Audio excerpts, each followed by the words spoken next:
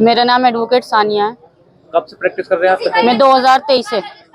नहीं है जी। तो ये कदम क्यों उठाना पड़ा? मैम, एडमिनिस्ट्रेशन भी परेशान, आप भी परेशान, वकील भी परेशान, कहना चाहेंगे, क्या बताएंगे?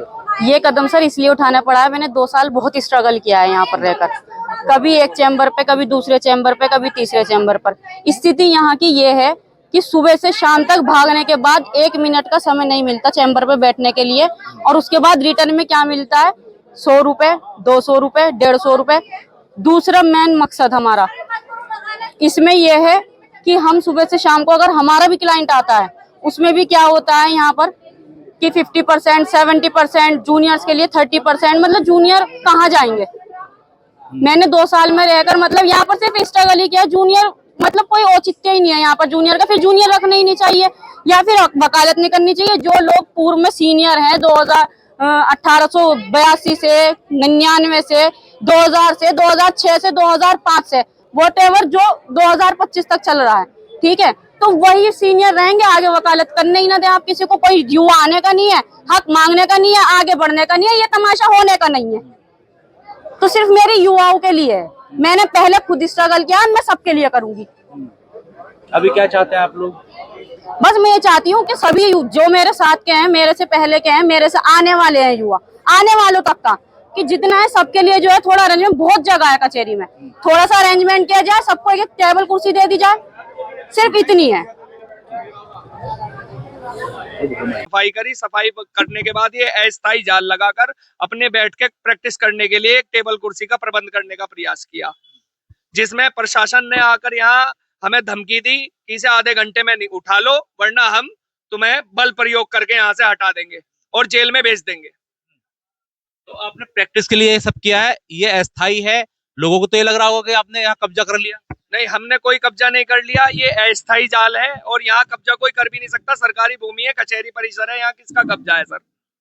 सभी को चैम्बर मिले हुए हैं, जिसे जहां व्यवस्था मिली उसने उस तरीके से वहां अपने टेबल कुर्सी लगाई है सफाई करके। तो आपने गेट अंदर से बंद करके फंदे बंदे क्यों बना रखे, थोड़ा बताएंगे? यहाँ हमारे ही बार के संघ के हमारे अध्यक्ष सेक्रेटरी यहाँ आए, उन्होंने एक बार भी हमसे हमारी पीड़ा का नहीं पूछा, देख कर गए। यहाँ से जाने के बाद में हमें ये जानकारी मिली, वो डिस्ट्रिक्ट जज के पास गए और हमारे कुछ सीनियर अधिवक्ताओं ने प्रशासन के सामने यहाँ करा कि ये जो नए लड़के हैं इन्हें यहाँ से उखाड़ के फेंक दो तुरंत, बार आपके साथ है। क्या 4 सीनियर अधिवक्ताओं के होने से बार उनकी हो गई? क्या चाहते हैं आप? हम ये चाहते हैं यहाँ पर सिर्फ हमारा ही नहीं, सभी युवा अधिवक्ताओं के लिए टेबल कुर्सी का, उनके बैठने का प्रबंध हो किसी भी सूरत में। यहाँ पर सारे युवा अधिवक्ता पीड़ित हैं, परेशान हैं, मतलब अपनी पूरी जिंदगी दांव पे लगा के बैठे हुए हैं, पर कोई निष्कर्ष नहीं निकल रहा उनका। कितने लोग हैं आप और अभी क्या अल्टीमेटम मिला है आपको एडमिनिस्ट्रेशन की तरफ से? अभी हमें इसकी कोई जानकारी नहीं है क्या अल्टीमेटम मिला है। कितने लोग हैं आप? हम 10 लोग हैं। अच्छा, अंदर कितने लोग मौजूद हैं? 7 लोग हैं अंदर अभी। तो वकील साहब, ये फंदे क्यों बनाया आपने? जब प्रशासन हमें मारने का प्रयास कर रहा है, हमारे अध्यक्ष सेक्रेटरी हमें मरवाने का प्रयास कर रहे हैं, हमारे सीनियर हमें मरवाने का प्रयास कर रहे हैं, तो हम उनसे क्यों मरेंगे? पुलिस प्रशासन क्यों मारेगा? हम यहाँ खुद अपनी कुर्बानी देंगे। हमारे युवाओं को कुछ तो संदेश जाए। अगर इन्होंने ये प्रयास करेंगे तो इनके हाथ नहीं मरेंगे, हम अपने हाथ दा करेंगे। फिर वोट डालते हैं आप? जी, वोट डालते हैं आप? जी। ये जो मुद्दे आप लेकर बैठे हैं, जब इलेक्शन में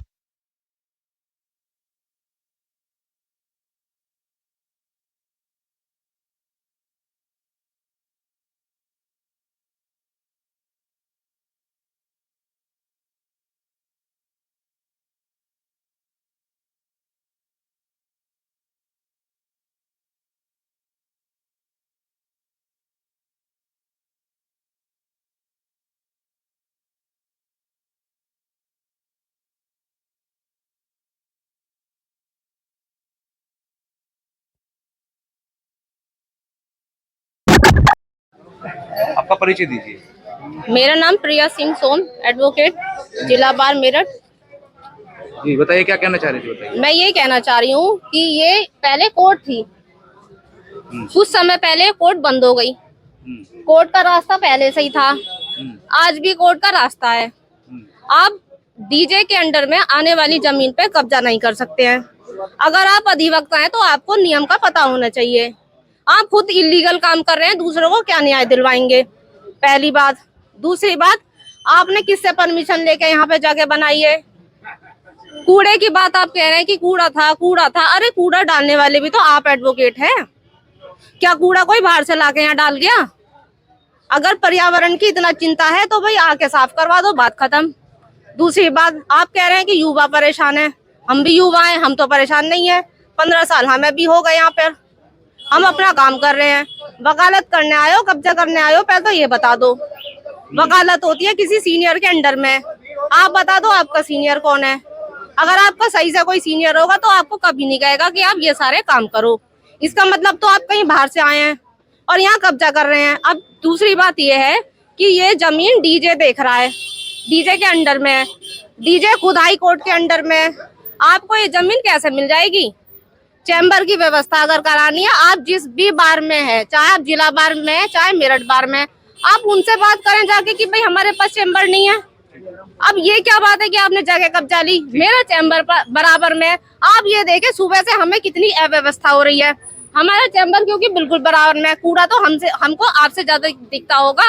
हर 3 महीने में मैं एप्लीकेशन देके कूड़ा साफ कराती हूँ। आप बिल्कुल नहीं कह सकते ये बात कि कूड़ा कूड़ा नहीं है, ये कूड़े का बहाना है। आप आयो बाहर से, आप यहाँ पे अपनी धाक जमा के लोगों को पागल बना के ये जगह लेना चाह रहे हो। फांसी का बंदा जिसा लगाना होता वो जाके कुछ और काम करता कि 2 रोटी वहां से कमा लूं। यहाँ पे ये ड्रामा है, इस ड्रामे को खत्म कराओ अभी के अभी। बिल्कुल रविंद्र भाई, क्या चल रहा है कचहरी में? आज सुबह आप आए, देखा भीड़ भाड़ हो रही है, क्या मसला है ये? मैं और साथ ये अधिवक्ता, मैं तो यहाँ 20 साल से वकालत कर रहा हूँ, लेकिन 90% जो युवा अधिवक्ता है वो बैठने को लेकर बड़े परेशान है। एक घर से आते हैं कि हमने लो कर ली, फिर कचहरी में आते हैं, 5-10 साल हम सीनियर के साथ पिसते हैं, पिसने के बाद तो हम पूरा शोषण भी सह लेते हैं। लेकिन बार के अध्यक्ष और महामंत्री और उत्तर प्रदेश के हमारे चेयरमैन से हम निवेदन करेंगे, जो हमारे मेरठ बार एसोसिएशन में करीब 5 या 6 हजार युवा अधिवक्ता हैं, उनकी बैठने की व्यवस्था जरूर की जाए। युवा कहाँ बैठेगा? बैठने के लिए किसी के पास कोई जगह नहीं है हमारे पास।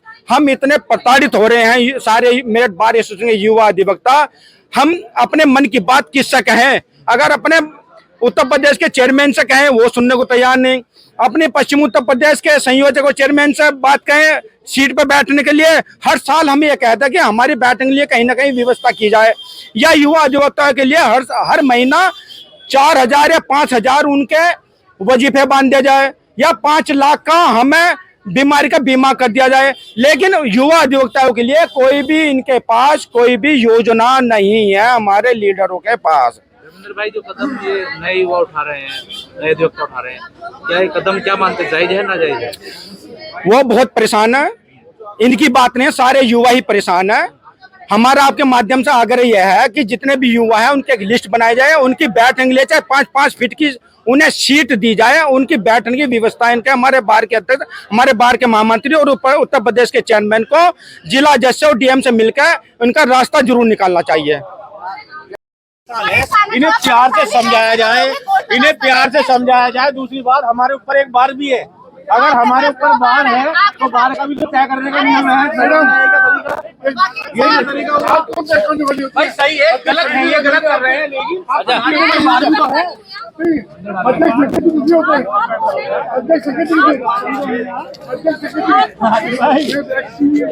अभी को नहीं है,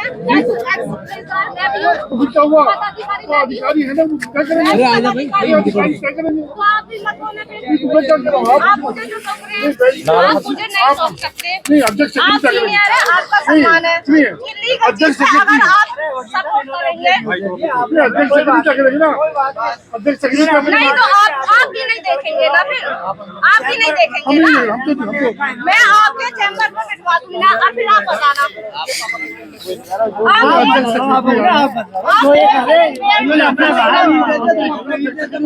कोई बात नहीं, इन्होंने जो कह दिया सही बैठ गए, ये बात सही है। जिसको अध्यक्ष सेक्रेटरी तक हम